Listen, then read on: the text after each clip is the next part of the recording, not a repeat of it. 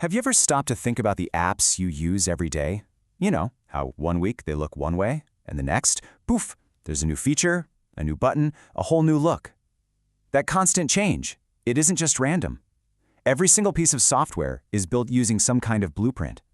But here's the real question. What happens when you need to change that blueprint halfway through building the house? And that, right there, is the million-dollar question for anyone building software.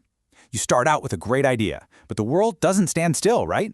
New tech pops up, your competitor launches something new, or your users start asking for things you never even thought of. So how do you build something solid on ground that's constantly shifting beneath your feet?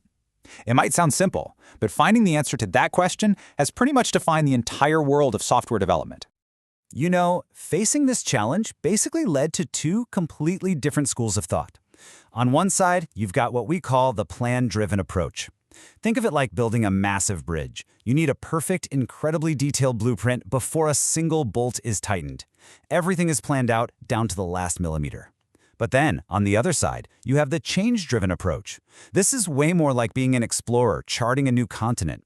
You have a general direction you want to go, sure, but you have to adapt your route based on the mountains and rivers you find along the way.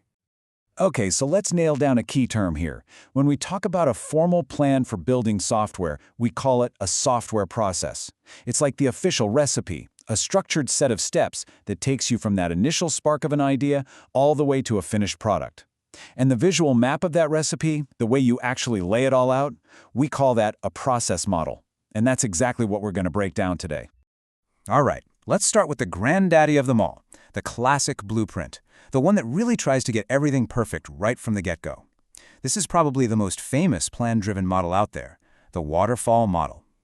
And you can probably see exactly why they call it the waterfall. The whole process flows in one direction, step by step, just like water cascading down a cliff.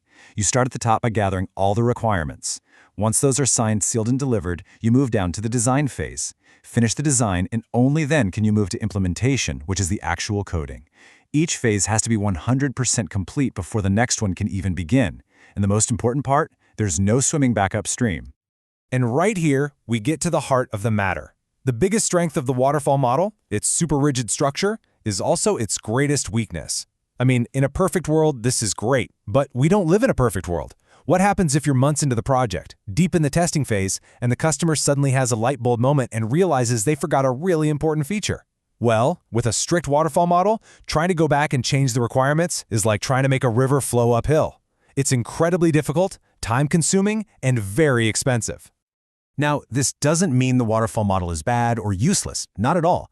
It just means it's a very specialized tool for a very specific job. It's perfect for projects where you know exactly where you're going from day one. Think about critical systems like the software that controls an airplane's landing gear or a car's brakes. In those cases, you absolutely need to figure everything out and do massive safety checks before a single line of code gets written. If your requirements are set in stone and everyone understands them, waterfall gives you a really clear, disciplined path to the finish line.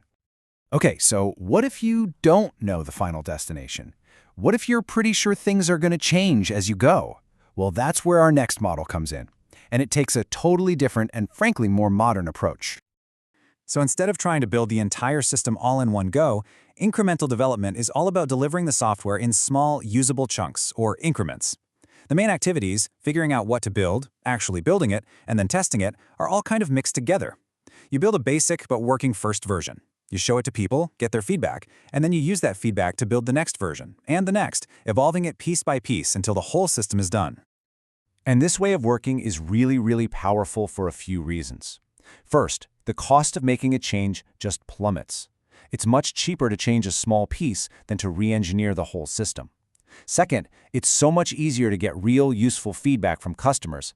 Think about it. Instead of handing them a 500-page document to read, you can give them a working piece of software and just ask, "Hey, play with this. Is this what you wanted?"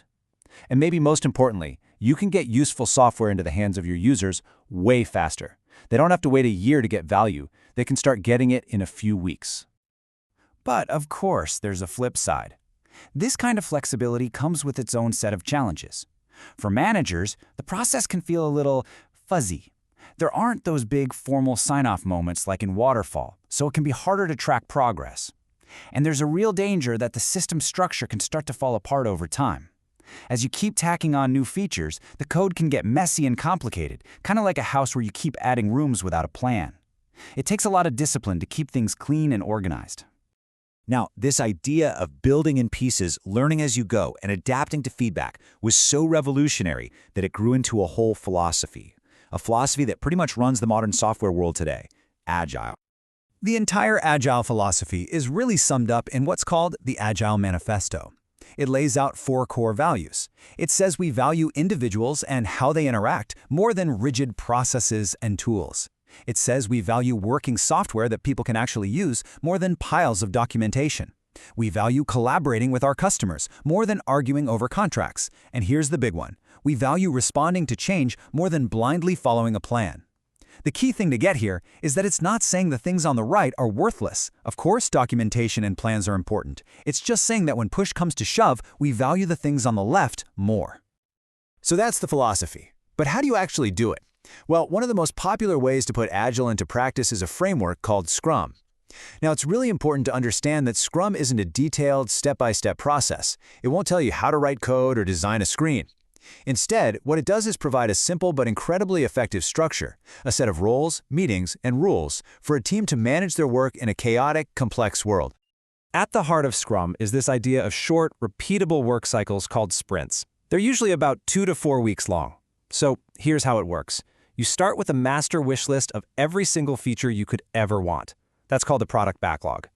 At the beginning of a new sprint, the team gets together and pulls a small handful of items from the very top of that list. For the next couple of weeks, that's all they focus on. Their only goal is to turn that small list of items into a high-quality, working piece of software. At the end of the sprint, they show what they built, learn from it, and then they do it all over again. Okay, so we've talked about the 2 big philosophies, plan-driven like Waterfall and change-driven like Agile. But the software development toolkit is bigger than that.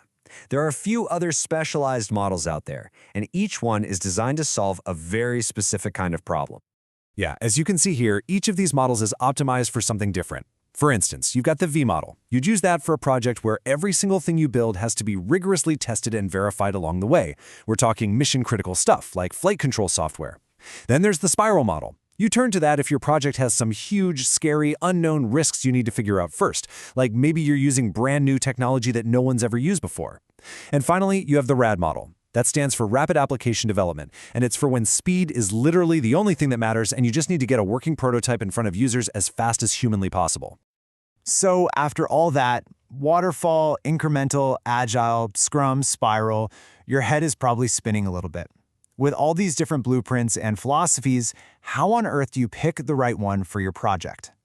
Well, it really all boils down to this. There is no single best model.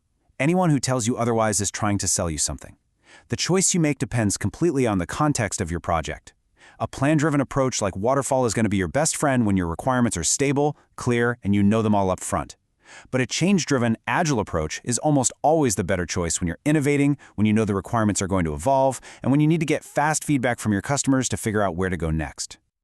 You know, I think this analogy just nails it. A plan-driven approach is like building a bridge.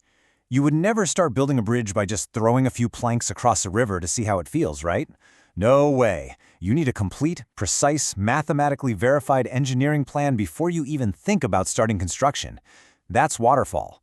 But an agile approach is like exploring a new continent. You literally can't have a perfect map before you set sail because one doesn't exist yet. You have to start exploring, draw the map as you go, and change your route based on the landscape you actually discover. That's agile. So in the end, the model you choose really is a reflection of the problem you're trying to solve and, frankly, how much you know about the journey ahead. It's a fundamental choice between the safety of a perfectly drawn map and the incredible flexibility of exploration.